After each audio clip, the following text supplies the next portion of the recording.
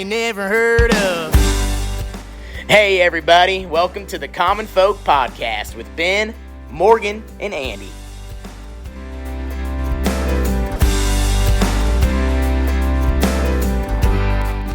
All right, welcome to Common Folk. We're back at it. So this week we've got kind of a special setup, something different than what we normally do. Years ago, a buddy of mine that I got hooked up with, and Andy, I think you knew him pretty well too, Scott Papik. Right. He's currently running the Keep Climbing Mindset podcast and a bunch of other things, but he's got a radio background and has been involved in that stuff for a long time. Was doing a great job, but him and I went out to meet these folks in Iowa, just right across the river from us, the Lorimers, Lorimor Farms. And what was going on at the time was it was exactly 3 years ago, almost to the date. Everything was frozen. We had pretty wet winter. There was a lot of moisture, a lot of snow, a lot of ice. Right. And then all of a sudden things started melting and we started getting a ton of rain. Yeah, it was just a perfect scenario. And it got a real catchy name too, called like the cyclone bomb. And a lot of these things happened north of where we're at right now, back in, my old stomping grounds up north. And of course, all that water, goes downhill. Yep. It goes south. So all the flooding that took place 6 hours north of us, is just like everyone here, it's coming, so figure it out, try and fix something. But just like, floods and how they impact, you can't just move a farm. You can't just pick up and, move your home. So you can just prepare the best you can. And even with that, I think a lot of folks were a little naive in thinking that the levees and certain dam systems were going to hold, and they did not. No, I remember that. Yeah. Ugh. And just to foreshadow here, so what we're doing here is we're introducing this podcast that Scott and I recorded with the Lorimers so many years ago, surrounding the devastation that they saw at their farm. And to get back to the storm, it was really a perfect storm because everything was frozen. We got the rain that we got, and then everything was coming from up north, and the water could not go in the ground. Right. It was hitting ice. Yep. And it was just running everywhere. So it made the flooding 10 times worse. And then the ice that was melting was adding to the flooding, and the snow was adding to the flooding. That was some really scary stuff because you're exactly right. The ground was still frozen. We had, it was called a 100-year flood after it was all said and done. We had just record-breaking rainfall. And if you remember that rain, it started as a blizzard, started as a heavy snow. Then it turned to rain. It was just like the worst-case scenario across the board. It really was. And then you had those huge chunks of ice that were getting lifted up and just drove into bridges, into these old levee systems that weren't necessarily made to hold that kind of a load. And this podcast really dives into it, and you get that firsthand perspective from Matt and Marcus. They're down in their farm. What is it? Just outside of Tabor, Iowa. Yeah. So and it wasn't just people in Iowa or Nebraska that got affected. Like everybody did. From South Dakota all the way on down to the Gulf in some way, shape, or form. Yeah. And to give people, a little bit of perspective, like you're talking about with that ice. I mean, it was literally like what you would imagine of like glaciers. Yes. Picking up, moving across farm fields. So much mass that they were coming in contact with grain bins, slicing grain bins open, pushing cars over, doing all kinds of crazy stuff. Demolishing grain bins. It was crazy. And it was literally these huge chunks of ice just smashing them.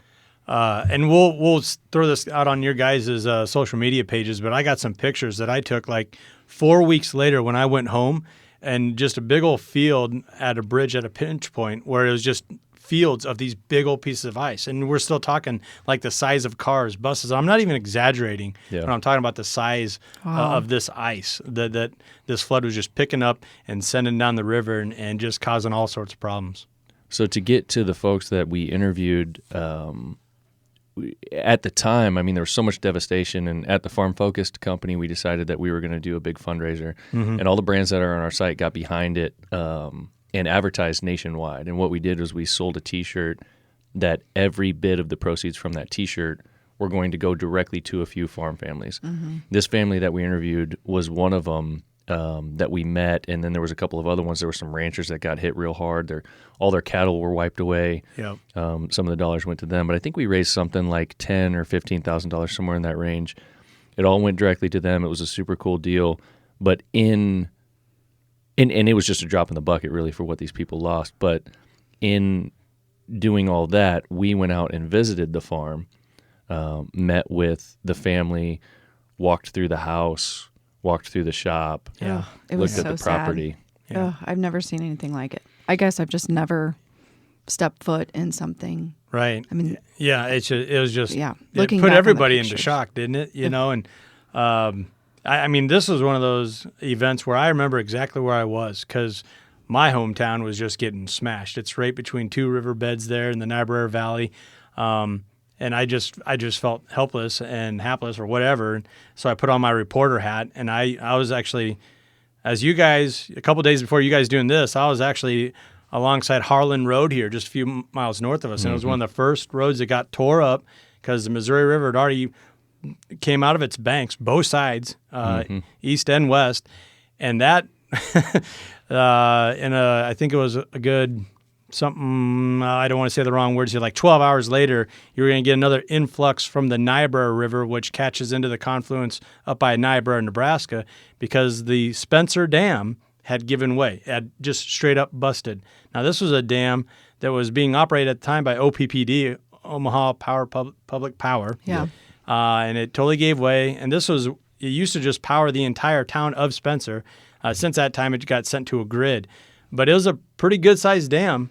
All the way across the Niobrara River, which isn't a small river by any means. And so that had happened, and you just saw this you see like a tsunami scene, in a movie. Yeah. That's what was coming down the river. And that's exactly what they had to deal with here when they were talking through this podcast. The sheer force of the water was unbelievable, just seeing what it was capable of and how many things got moved. I mean, there was literally like propane tanks from farm shops. I mean, you're talking about massive propane tanks landing in other people's fields hundreds and hundreds of miles down river, and even last night we had, in our local fire department, we had a fire along the edge of the river. This thing was about a 100-acre fire, and we're walking through the woods, and all of this previous flood ground was the reason why the fire was so bad, because it was all a bunch of dead logs and trash. Oh, really? And we were Still finding 100, 500-gallon propane tanks sitting in these areas that we were having to yank out in case they were going to I mean, just it's still to today. Yeah. And what we were having to trudge through and get the trucks through was a bunch of silt and sand of where farmers have decided to abandon that ground because it's too much money to try to straighten That's it what out. I was just going to ask. You got to turn Some over of that them, ground. That sludge stuff was so toxic. I mean, you were told even with your rubber boots, you weren't supposed to walk in that stuff because it just collected so many toxins, not just your typical runoff, which it was loaded with that, but like oil and things from shops. Those propane tanks are just picking up and sending down. So it was a messy deal back then, and we're still dealing with it here today. 3 years later, that's what I was going to say. Are some of the guys able to farm any of that, or like you said, it's too expensive to? Does it just depend on the damage? I guess. From what I know, a lot of them went in and did the restoration work and are farming their fields, but a lot of them, and we're not going to get into all this, but a few years prior to that, there was another big one. Yeah. And they went through all that then and cleaned their fields then, $30,000 an acre or whatever the case was to haul the sand off. Yeah. And then it came back in and they're like, forget it. We're out of here. Yeah, we're done with it. And they get into some of that talk too, where, what is the responsibility of the Corps of the Engineers? I mean, what are we supposed to do with this ground, this land? Yeah. Tell us and we can go with it. And a lot of those questions still haven't been answered. It's just a fascinating story that's still being played out here today. And to that point, that's what we hope to do here is to play this episode that was recorded all those years ago and then go sit down with this family again here in the next couple of weeks and have a follow-up part 2. How do things look for them now? What have they done?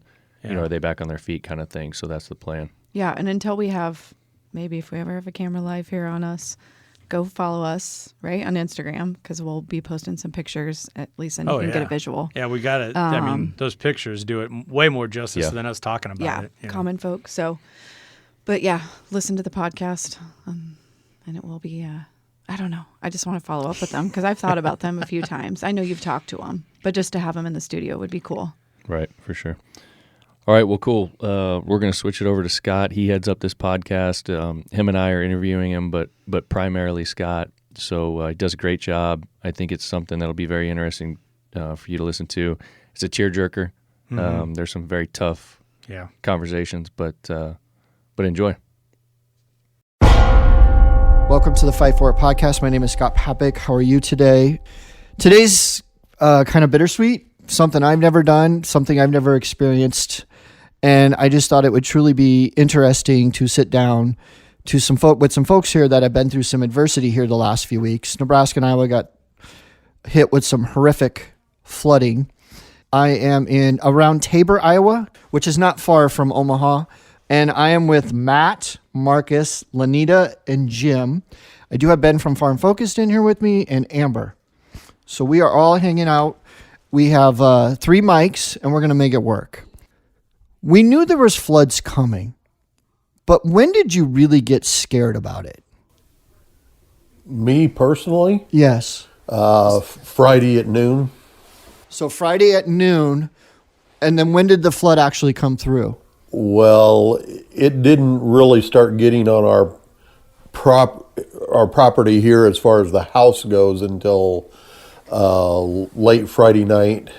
So literally like less than 12 hours. Yes, and the reason I didn't get scared about it, and everybody kept asking me, because my dad built this house here because he went through the 52 and the 60 flood. And after those 2 floods, he said, never again. In recorded history, water has never been this high up next to the hills. So he built the house here. 2013, we built the shop here. And so everybody kept asking me on Friday, do we need to? I said, no, it can't get here. But it did. So were you still here when it was coming up to, let's say, your home? Yes, I came down Saturday morning at 5:15. We have a walk-in door on the north side of the shop. There was still dry ground in front of that door. I came in. We still had everything hooked up in here. I watched the 5:30 news. I took a shower. When I stepped out, I stepped into water. And so I went to Tabor, came back. Marcus was already here standing in front of the house in a foot of water holding the cat. So that was on Saturday. So at that point, we still didn't have, we had a basement full of water. We didn't have water in the house yet. And the water actually started coming in the house noon on Saturday. When did you get nervous, Marcus? I wouldn't say I really get nervous, but we were sitting around the corner at the road closed sign, just having a couple drinks and bullshitting, and a guy come around the corner and said, "Have you seen how close the water's getting to the farm?" I said, "No, I'm not worried about it," because I helped my uncle move, and everybody moved from down by Bartlett, and said, "Just put your stuff at our place. It'll be fine." And everybody said it would be fine and never get up that high. And so that guy come around, and I talked to him. I'm like, "Well, I'm going to go around and look at it." So I went out around and looked at it, and it was about 500 yards from the house. And I'm like, well, now's the time we better start doing something, because we didn't think it was going to get here. So, and that was probably what, 5 o'clock, 6 o'clock?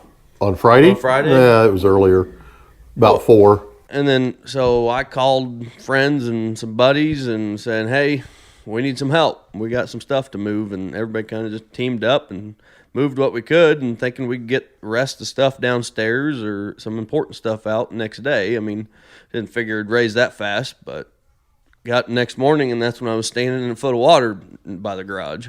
But yeah, we worked in crews. Lanita and Jim worked on the house Friday afternoon and evening. Marcus and his crew worked on the shop and the equipment in here, and I moved, and with the help of her brother, moved all the farm machinery up to Marcus's place. When you say we got to start moving stuff, how do you prioritize what you move? It's real easy. To replace the combine, $600,000. So the equipment. Yes, I know. Photos and certain stuff have value, but it's stuff that's our livelihood. Besides losing our home, we lost our job. I mean, we've got. Basically, 1,800 acres we're going to farm this year. 1,500 of it's underwater. So the equipment is what we use to, farm it with. So we can't lose the equipment. There a lot of the stuff we use to work on the equipment is in here. It's not as valuable as the equipment, but his crew worked on putting it in the loft. Saying, well, the water's never going to get 10 feet deep in the shop. It got 3 feet deep, but all the important equipment was either up at his house or in the loft. Let's go back. How long has the farm been in the family? Okay. My grandfather came in 1890, and it's been in the family since then. My dad took it over 1950. I came home from college in 79, and now Marcus is the fourth generation. Hopefully. What do you mean, hopefully? Apparently we're going to get to that, but the future is looking grim. All right, let's talk about that. That is one thing I did not think of. You lose your job. And I'm oblivious to any of this. So if I'm asking a dumb question, I'm just curious because I don't know. So when it's underwater, is it unfixable? Okay, it depends. There will have certain farms that with the river being out could have deposited sand on them. Okay? That will make that ground unusable until we either move the sand or whatever. And there's still farms down at Percival that have sand piles on them from 2011 flood. So they still haven't gotten rid of it all. So that's one issue. If we don't have the sand, another issue can be the trash. You saw when you drove in, we've got 300 yards from here, nothing but 2 and 3 feet of corn stalks. The ground is never going to dry out underneath those corn stalks until we get them moved. Marcus tried burning them off the other night. They're not dry enough. We need, 70, 80 degree temperatures and some wind to dry them out to where they could possibly burn off. Then there's the other things. We've got propane tanks, fuel tanks, an outhouse, all kinds of trash just deposited on our property and our farm, and we've got to clean all of that up. As far as the actual farm ground, as soon as the water leaves and we can clean the ground as far as the trash goes, the ground's going to be fine. It's just getting the water off of it and getting it dry enough that we can drive equipment across it. But, that depends on what they do with the river from here on out. If they lower the river to 10 feet here, all this water would leave, it would go away, and we wouldn't have a problem. But if they keep running it at this height, we're not going to be farming anything out there. When you say they, what do you mean they? Corps of Engineers. Well, why would they then not, once again, oblivious to this, why would they not just say, all right, we got to drop it to 10? Because the guy, we had a farm meeting yesterday, and the guy mentioned the act that instituted building of the dam system. And when the dams were built up north, Gavin's Point, the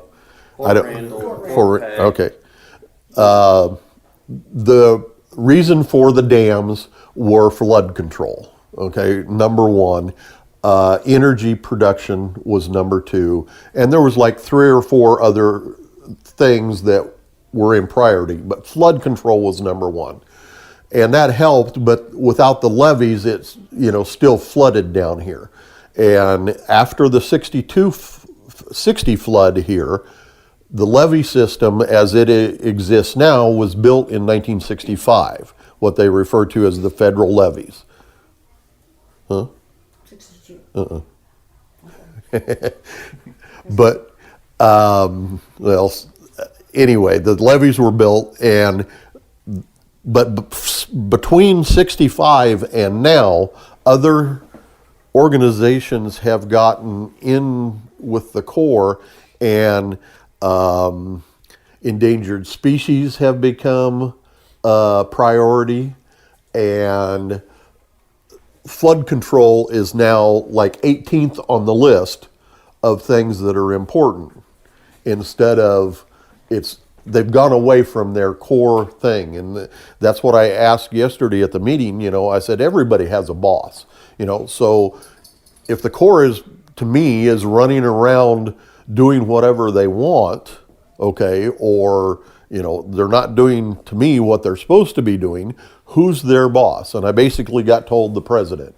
And the only way the Corps is going to change what they do is it's going to require a congressional act of some kind.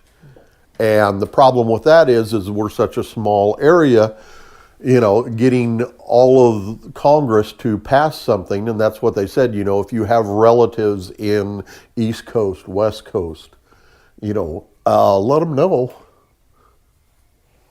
that we need to change. There's a lot of money, say, up north, to where, and kind of what we say and funny and joke around about here is the Corps can't have people's boats up the side of the bank up north because,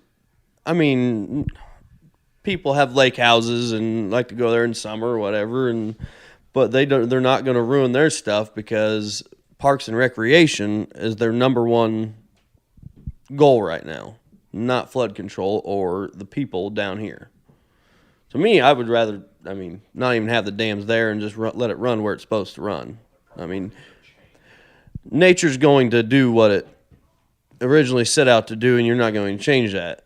And my grandpa, my mom's dad, has been a river rat his whole life, and he can tell you stories about the river and where it ran and where it's supposed to run. And he hates the Corps just because he's seen since day one when they started changing the river and put a 9-foot channel in there for navigation, which they don't even use it for navigation anymore, that it was going to end up like this.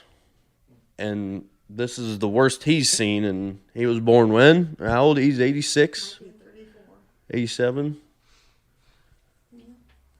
Just turned or whatever, so what would be the awareness message you would want to get out? Priorities need to change. Livelihood. It's not, like we said talking earlier, that we're very fortunate for what we have, and we had to deal with it. There's people 2 miles west of here. Her brother, my uncle, had water on his roof. So, I understand people don't need to look at us and feel sorry, and I don't want people to feel sorry for us just because that's not who I am. I've known hard work will get you through anything, and that's all I do. Me and him both work full-time 40-hour-week jobs, and we farm. So you pile this on top of it. This is another job that we have to get done to be able to just survive. And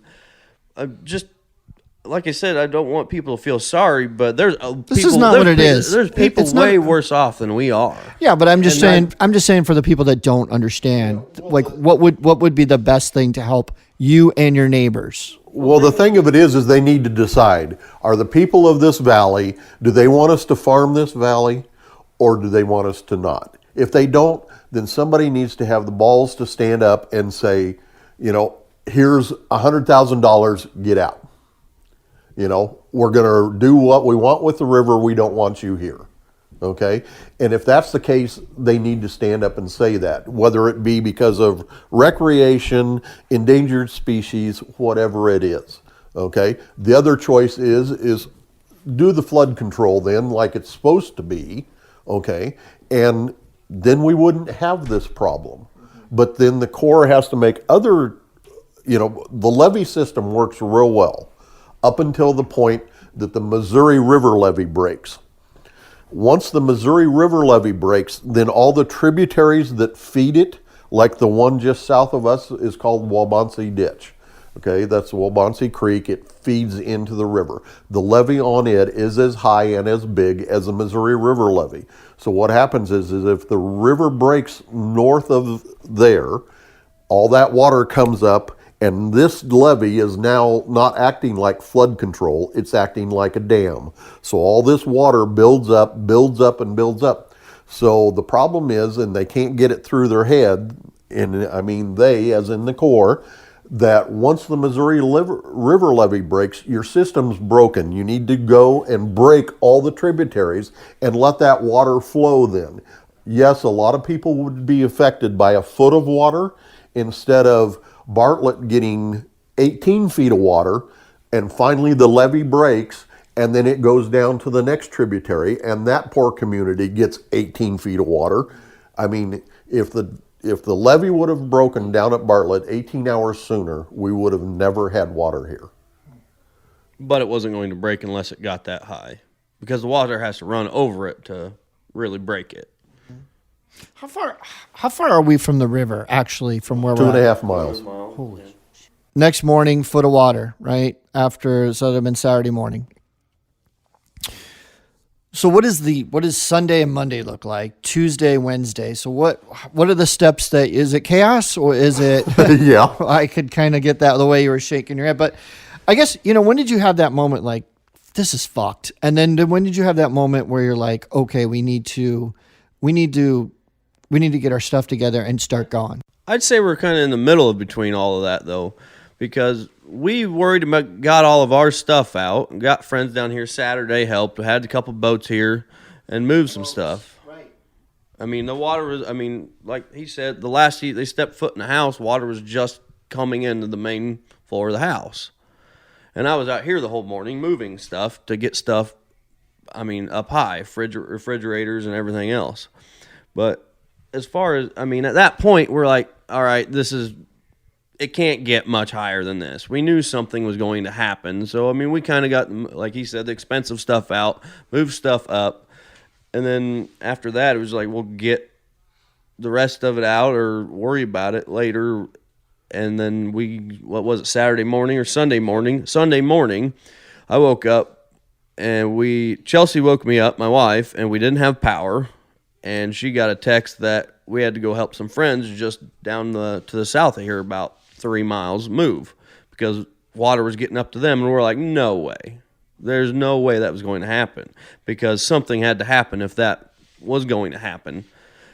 So I drove around the corner, and this was 6 o'clock, 6:30 in the morning, and there's frost and on everything. And I drove around the corner, and I seen the corn stalks on the ground. And I'm like, something broke. The water was gone at that point in time. So after that, we weren't worried about it after that. Yeah, there's a lot of work ahead of us, but the water was out of the house. We could go get the pumps going, get the basement emptied out, and kind of move on. So we never really got to see the house. The house never got fully underwater. So as far as saying, yeah, this is fucked, I didn't ever believe that, because there's still a structure there. You're always gonna have something. Now if your house was completely underwater, that's when that's my opinion of being completely screwed. Well, now my mom's opinion is totally different about that. Do you want to tell us your opinion? All right, finally. We couldn't mic her up, but now we got her all fired up. She's taking deep breaths here. Here we go. Well, I guess I don't know where to start. That was the whole thing. Whenever I went in there, it's like, where do we start? The basement had 8 foot of water in it, and it's still a total mess. There's mud. All the appliances had a full kitchen down there. I used to do my canning down there and all. And they had removed everything out of there. And, yeah, I guess we had to prioritize also what we're going to do first.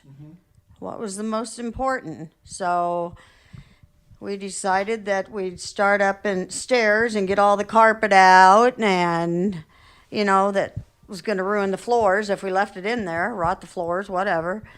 And then we went, after we did all that, we removed everything out of the cupboards, practically everything out of the house.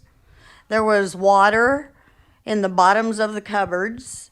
Every cupboard you opened, if there were pots and pans, whatever you had to pour water out of, and some of the sides of the cupboards, it wasn't solid wood on the insides. They put, well, it was, but they covered it with some kind of, I don't know what it was. But anyway, it was falling off, pulling off, and my whole thing was, what are we going to do about this because of the mold,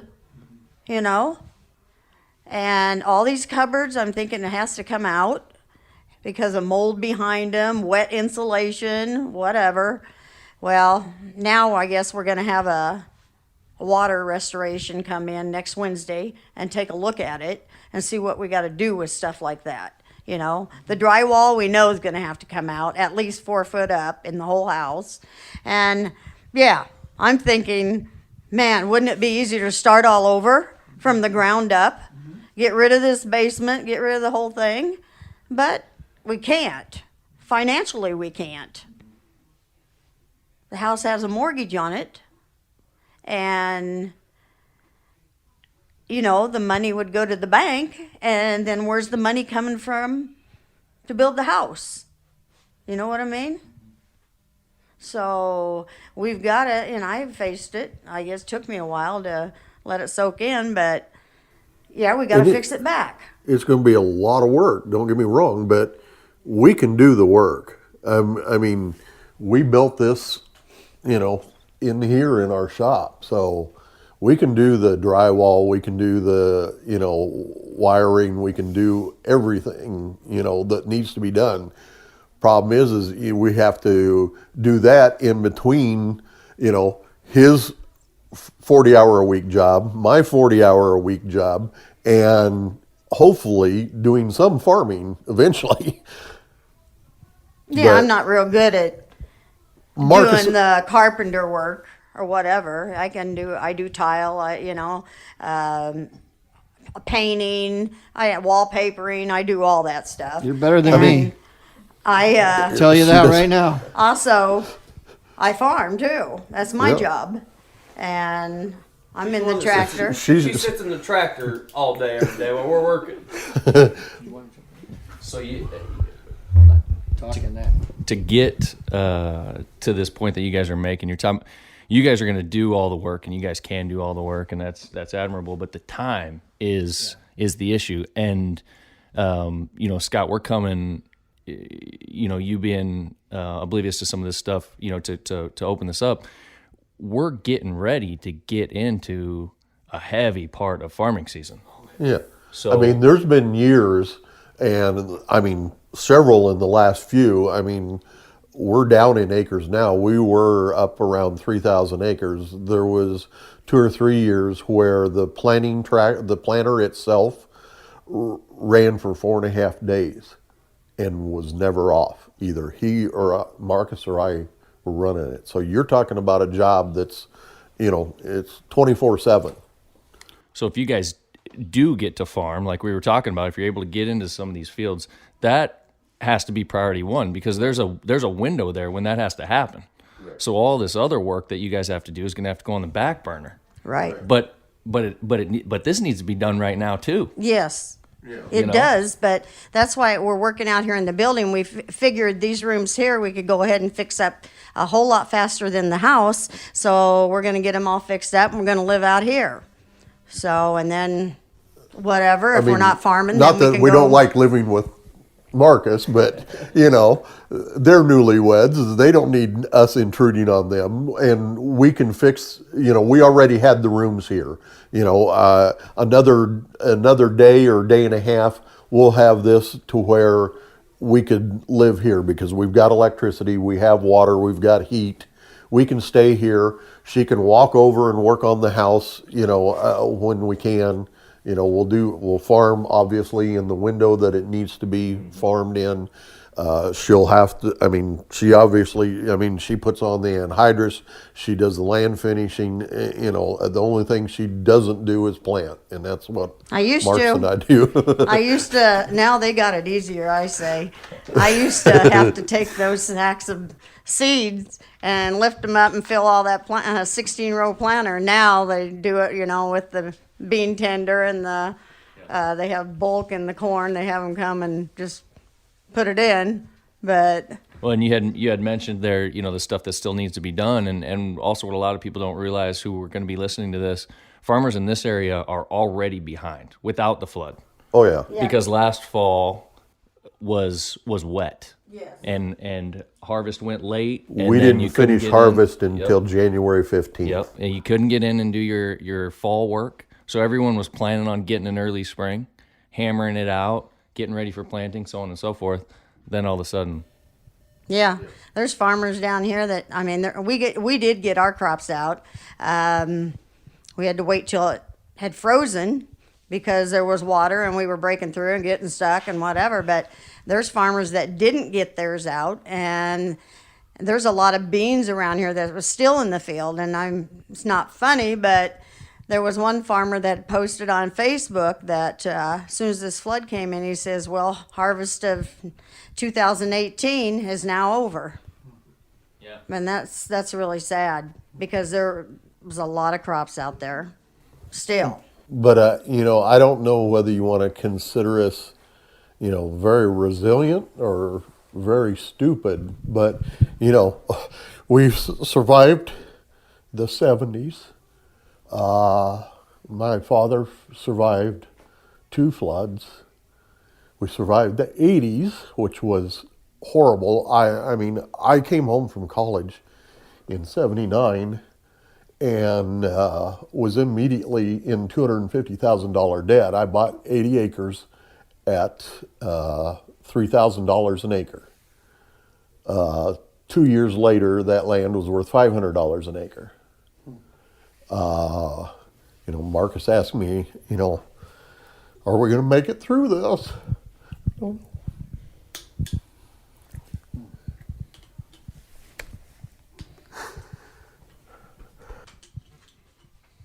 It's been tough, real tough.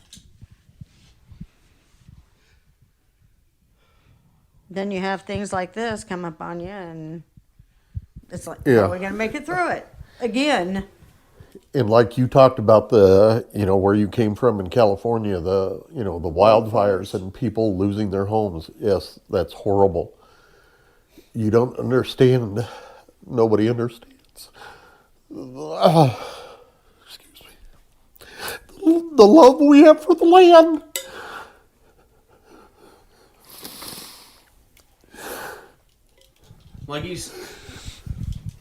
Like he said, you don't know whether to call us resilient or stupid.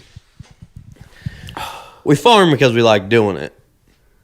I mean, we're trying to make a little bit of money at the same time, but we're not. You're working 40 hours a week and you're farming. You're doing 2 jobs full time. Yeah, I write So computer software. don't sit here and tell us that you're stupid. You're resilient. Yeah, but some people say, "What do you? Why are you farming? Or why do you do all that just for a hobby?" We like not a doing hobby. it. I mean, that's what we've always known, and that's what I've always wanted to do. I wish I didn't have to work 40 hours a week. I mean, that's what I keep striving to. That's why I put all the hard work and effort to actually try to do it, so I don't have to do that. But I'm fortunate enough to have a decent job to cover the household and everything that, and cover financials at home for my wife and everything else, that I can use a little bit of my money from work to help me farm. And this kind of really throws a wrench in all the plans to try to keep doing that.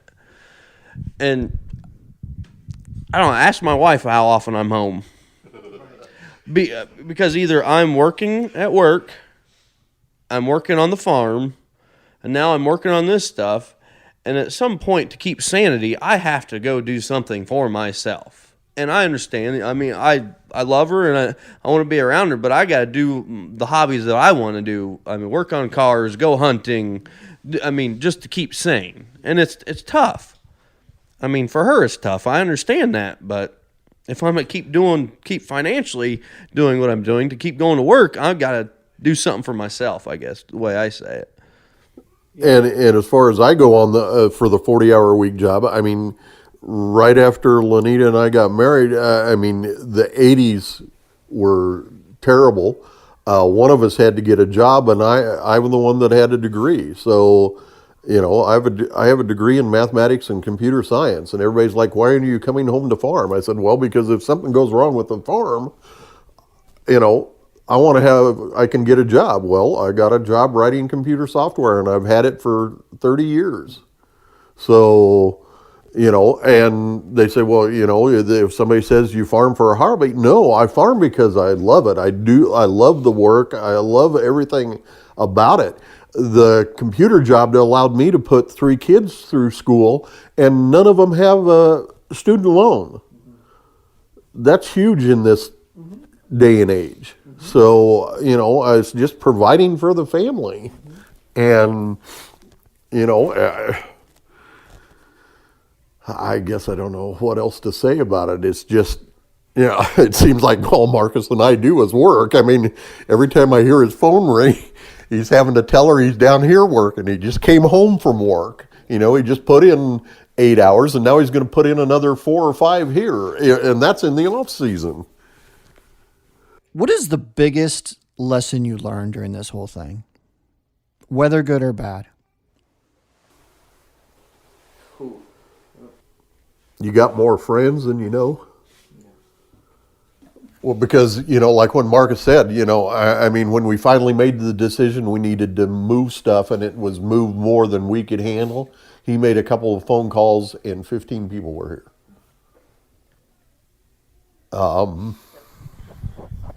And I said, boy, Marcus, you have a lot of friends. Well, I mean, like I said, I have to go out and have fun. I have hunting buddies and people that I do stuff with, and because we're working all the time. We don't have time to go do coffee shop talk or go, screw around after work or whatever, because I get off work to go to work. And there's people that have 2 jobs, and they understand, and a lot of them understand that. But they also maybe have a weekend or a day off, and at this point in time, we ain't had a day off, and I don't know when. Try to relax a little bit, but yeah, we're running low. Yeah. And as far as the biggest lesson I've learned, and it's always, everybody knows it's always going to be this way, but what you have, be fortunate for what you have around you and the people you have around you. We're fortunate that I live around I'm around the corner on a hill, and I have a big enough house I can hold everybody, and nobody has to go out and look for a home. Everybody knew where they were going when this happened. It's not like they had to ask me if they could move in. It's what had to happen.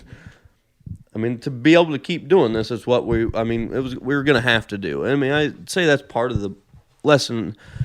I already knew the answer, but it just, to see it is something else. Like he said, there's people worse off than us, and I've learned that this is going to be here every day. We can come and work on it whenever we can, but I've got a sister-in-law that's dying of cancer, and that's one thing now. Instead of bawling all the time about this, I think of her, and that's a heck of a lot more important than this flood. Your lives, and we all have our lives. No, we're healthy, so I guess lesson. I don't know if it's a lesson, but it really makes you think. Could be worse. It could be worse, right? But like I said, for me, it was the people. We ordered supper last night from a local restaurant. We ordered supper last night from in town, and he went to pay for it, and they said it was already paid for. That's huge. About the only recreation that Jim and I and Lanita do is we bowl in Council Bluffs. We have bowling friends that are bringing us supper tomorrow night. I guess, can I ask a question to you? I mean, you do so that you do this, and what's the biggest thing? What's the biggest eye opener as far as seeing something like this to somebody that's not from around the area? So people that listen to this know kind of how it actually, how they actually should perceive it, or I mean, you shouldn't tell them how to perceive it, but I mean, what's the biggest thing that you've seen? I mean, when you drove around the corner, to get here, and you saw, what it is, And this is not even the worst stuff. I mean, we can take you out in a boat, and you look out there, it's like, this is an ocean. And that's all farm ground under there. And it's, people don't realize. And they see pictures, the helicopter pictures, but you don't see it until you're out there. So I guess that's why I just kind of want to ask you the question, what's the biggest eye-opener for you? It's a great question. Where I live, nothing. There's no flooding. I didn't see anything. So driving down here, I went through Plattsmouth thinking I was going to cross over a bridge. Not oblivious, right? That was a disaster. Half the bridge was taken out from that river over there, and all the motorhomes all under, done, destroyed. It didn't even feel like I lived in the United States, to be quite honest. I mean, there's a reason I wanted to come down here, because I'm curious. I'm not curious on your what happened to you. I just think people truly need to know. I've seen it on TV. I've seen this. I've had some friends that have been affected, but to really come down here and see it, it's another world. It's a whole nother world. To be honest, when Ben told me we're going to do it, I've been very anxious about it because I didn't know. I didn't know what to expect, right? But it doesn't matter what I think. We are doing something to at least tell your story. The one thing that does concern me, though, is that once the river goes down and the press is done watching it, what does 6 months look? I would actually love to come back down in 6 months and see how you've grown and where you've went. And then I would like to see another 6 months from there. That's the part that everybody forgets about it once it's out of the media, right? What we're doing is forever content. And that's why I wanted to do it, because it's always going to be there. I just really wanted to expose people to what it's really like. I mean, I can sit here and say, man, it's terrible on the news. Look at these pictures, but I'm not living it. I have no idea. So that was why. Sometimes it's a nightmare. Sometimes it's fun. I mean, I enjoy doing the work I've been doing. I've been doing wiring. I've been running computer cables, coax cables, putting in new wiring in here so we can live. And, for a few hours, I don't have to see out there what's, the corn stalks, the water. I'm concentrating on my job. I'm kind of like you when you said I've not lived it. That was one of the first things that I thought when it happened to us, and I probably said it to everybody. First you wake up and you think it's a dream or whatever, but then it's reality for me. But then it takes a few days to just let it all soak in and think, everybody's saying it's going to be all right, we'll work back and get it all back to, So, yeah, far as really knowing what other people feel like when the disaster happens to them, you don't till it happens to you. The Fight For It podcast. You have to fight through adversity to do the things you want to do. Get where you want to go and live the way you want to live. What's your story? When I look back on the last 15 or 20 years, would I have done what I really wanted to do, or did I just kind of get through? You know what I mean? So, and then I would think to myself, if I had another life, why would I do it different? So, I just made this is part of the decision of why we started doing what we're doing now, was I'm not going to look and say I would do something different in another life, or I'd like to have a different, I'd like to have a second shot at it. I'm going to take that shot right now.